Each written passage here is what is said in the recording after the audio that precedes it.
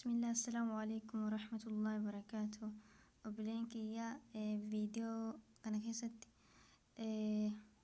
fakkeenyaaf gabatee akkanaa bakka irraa argattanii fi akkasuma keessafuu warri amiira garee taatan jechuudha. Qabxii barattoota hojjechuudhaa fi akkasuma hadiyyaa waliif hojjechuudhaa fi wanta akkanaa hin barbaanne jechuudha. Gaafii namoota hedduuti kuni. Saniif inshallah akka itti hojjennu gabatee kana hoo eessaa argachuu dandeenya kan jedhu isin argisiisuu barbaade jechuudha. Kun aappiin isa kana jechuudha. Isa kana buufattan pilaastoorima keessaa bu'aa ani liinkii viidiyoo tana jala isinii kaaya achirraa gadi buufadhaa isin pilaastoorii keessa jechuudha. Erga gadi buuftanii iimeela qofa isin gaafata. Iimeela keessan itti naqxan jechuudha. San booda keessa seentanii hubachiisa asirratti aappiin kun wanni inni hin qabne hin jiru. Waan fokkuus bareedaas akkuma gartanii jawwaala keessan keessatti wanni bareedalleen wanni fokkulleen jiru, wanni bareedalleen fokkulleen asirra jira jechuudha. Wanti amantii kennallee hedduu asirra jira, amantii biraallee hedduu asirra jira. Isin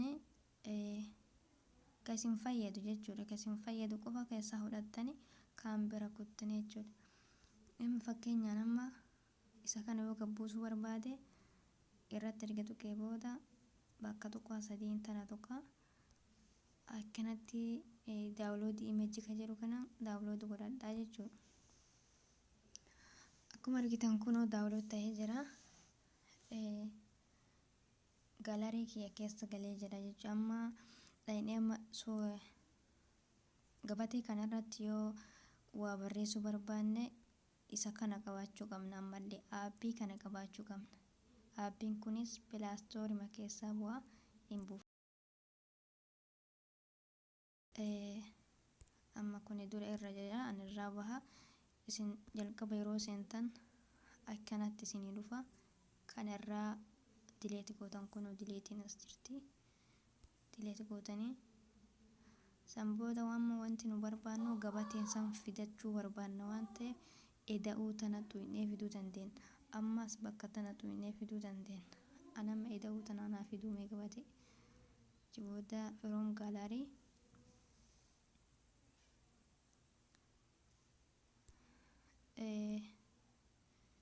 kun as jirti, gabateen reefu sun as jirti jechuudha.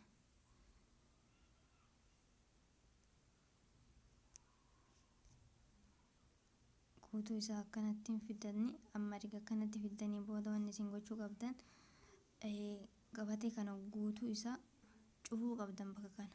Cufuuf immoo bakka kana tuqxan amma as tuqxanii booda as dhuftan kunoo as ta'ee kun akkanatti isinii harkisee isinii hin bal'isaa jechuudha. Ka irraa hafee harka keessaniin tolchitan fakkeenya amma harkuma kiyyaan tolchaa jiraan ilaalaa isin sirriitti. Asilleen hin cufaanii asilleen akkanatti cufaa jechuudha.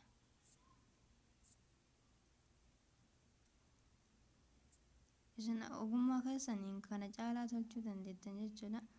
Anilleen haguma ogummaa tiyyaatiin tolche raayitii gootanii irraa baatanii ammoo wanni isin barbaaddani dura tokko isin argisiisa. Ammas kalarii gabatee kanaa yoo jijjiiruu barbaaddan kalarii isaa bakka kana tuqxanii jechuudha. Argitanii jirtu as kuno haala kanaan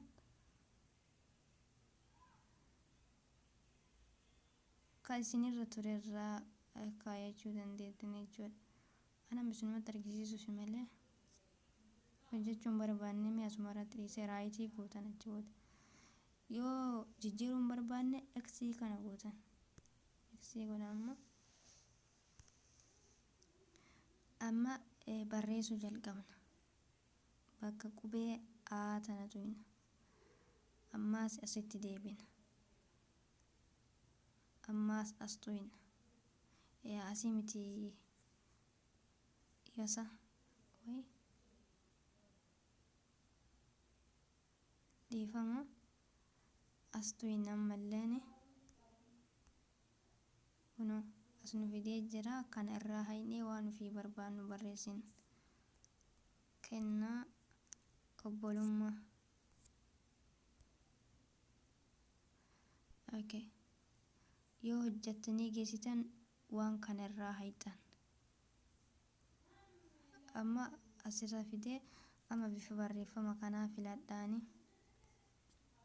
Filachuuf kunoo as jira. Bifa osoo hin taane yaani bareedaa maal isinii gala jedhee yaada.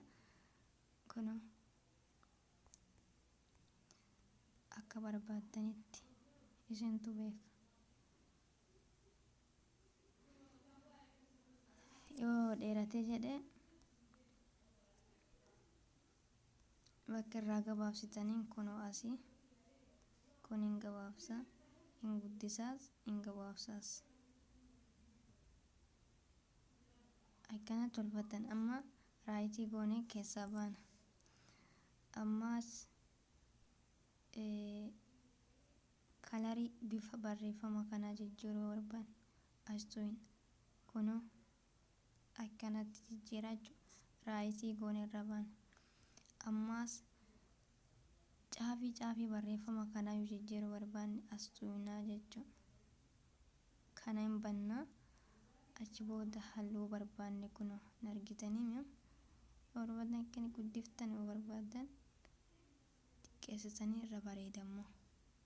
Raayitii goonee baana. Bakka barbaadan barreeffama kana fiddan. Amma nas kaayaa. Ammas deebinee yoo barreessuu barbaanne isa kanatu inni asitti deebinaa jechuudha. Amma mee hanqabxii barattoota hojjetuu barbaadaa jedhu isa kana akkanatti erga tuqaa tana fudhadhee booda amma hin guddisaanii.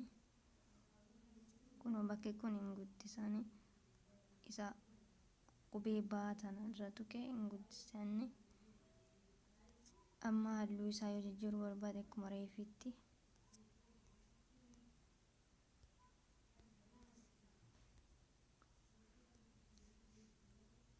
bakka barbaadeen kaayadha. Amma dhiisee deemee asitti deebi'a kunoo.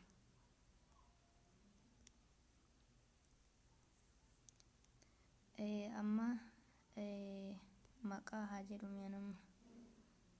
Maqaa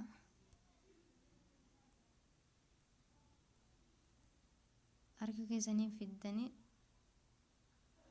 asirra keetuu jechuudha. Kunoo argitanii amma halluu barreeffama kana akkuma reefititti isumaan jijjiirraa. Bifa isallee caafii isallee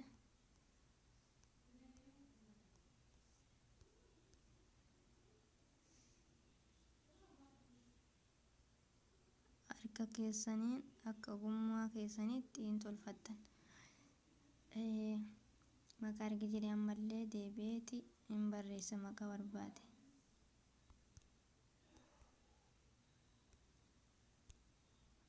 Maqaa barbaade erga barreesse ammas fidee as kaaya. Maqaan nama kanaa Matamuu haa jennu. Ammallee haaluma kanaan asitti deebinee yoo barbaanne sanumarraa koppii goonaa. Asumatti kanuma gattu innillee koppii godhachuu hin dandeenya kunoo. Amma kana hin haqaayyumanii sarara kanuma koppii godhannee kalarii isaa jijjiirraa jechuudha. Kunoo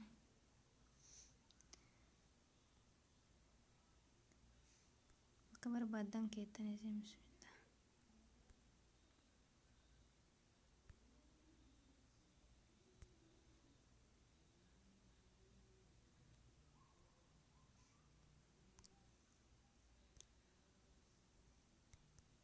Abdii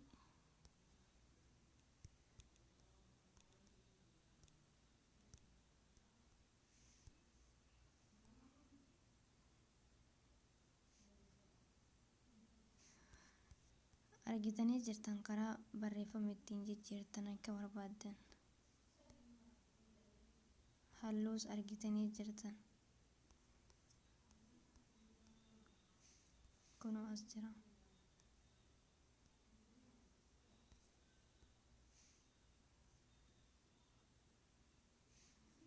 Raayitii koonirraa baana. Haala kanaan tolfachuu dandeettan. Amma viidiyoo isinitti hin dheeressu aniin gabaabsaa. Haala kana hunda isaa tolfattanii amma suuraa wayii finnee dhoo barbaanne as tuyna kuna yookaan seeda'uu kana.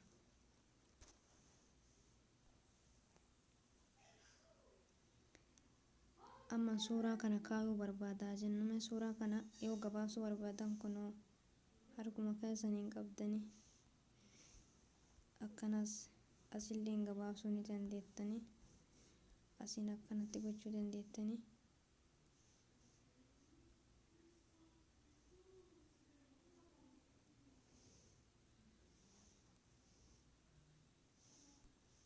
Harka keessaniin akka barbaaddanitti tolchuu dandeettanis.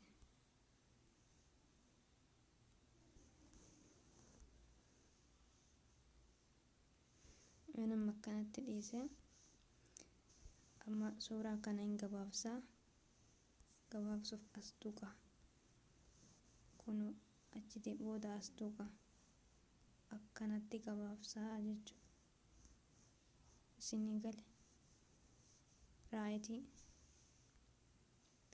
Ammas yoo dabaluu barbaaddan karuma kanaan dabaltanii jechuudha. Ammas Oma abbiin kun ofirraa qabu as gubbaa kaayuu barbaaddanii erga akkana deebiftanii booda as tuytan kana erga isa kana tuytanii as tuytan dhala saamiti kun as tuytan jechuun waan akka urjii kana kunoo waan barbaadan isintu beeka. Raayitii fudhattanii keessaa baatan. Amma bifa wardaa tana yoo jijjiiruu barbaaddanii as dhuftan kun.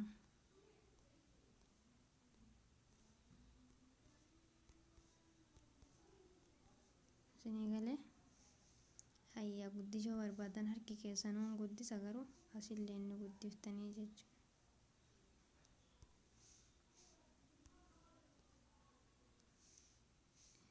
Eesii tana baay'isuu barbaadan immoo no koppii gootanii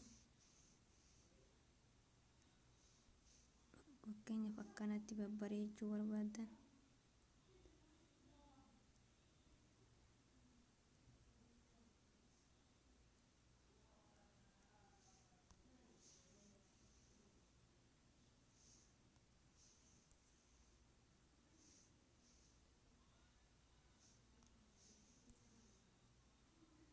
Akkanatti tolfattanii jechuudha. Amma isinitti hin gabaabsu viidiyoo isinirraa gabaabsaa. Isinitti hin dheeressu jechuudha. Akkanatti kana caala bareechitanii hojjechuu dandeettan. Akka isin jala fokkanne erga xumurtanii booda kana balleessuu hin ta'eetina. Nama gabatee bareedaa goonee jirra inshaallah. Seef gochuu barbaaddan isa kana tuytan yookaan immoo sheerii tuytan. Erga sheerii tuytanii asillee sheer gochuun seef gochuu ni dandeetta. Seef